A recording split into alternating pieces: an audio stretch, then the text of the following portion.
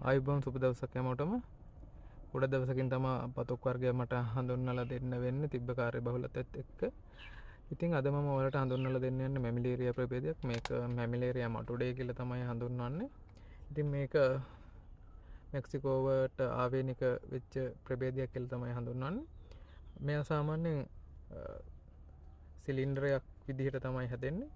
ටිකක් මුලදී සවිමත්ව හැදුනත් ටික වයසත් එක්ක ඒ කියන්නේ දැනට මෙයාට අවුරුදු 5ක් කිට්ටු වගේ වෙනවා. ඉතින් අඩියක්කට වඩා වගේ උස ඇවිල්ලා තිනවා. මේ පාර තමයි මෙයාගේ මේ මල් පිපුණේ මංගාවදී.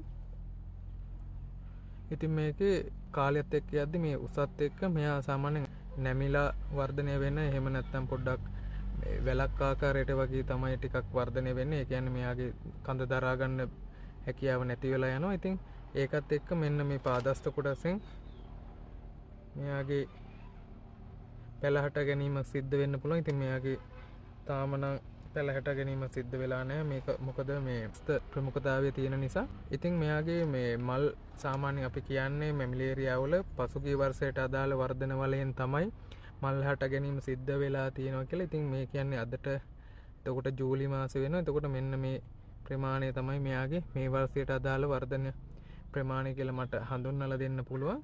ඉතින් මේ වලයාකාරව මල් පිපීම සිද්ධ වෙලා තිනවා. මැජෙන්ටා පාට මලක් තමයි මෙයාගේ පිපෙන්නේ. මේක සෝපරාගණය වෙනවා කියලා තමයි කියන්නේ. ඉතින් අපි බලමු මම පරාගණය නම් කරා. මෙයාගේ බීජ හටගනේද කියලා. එහෙම නැත්නම් අපිට ලොකු පැල ප්‍රමාණයක් එකපාර හදා ගන්න පුළුවන් වෙයි.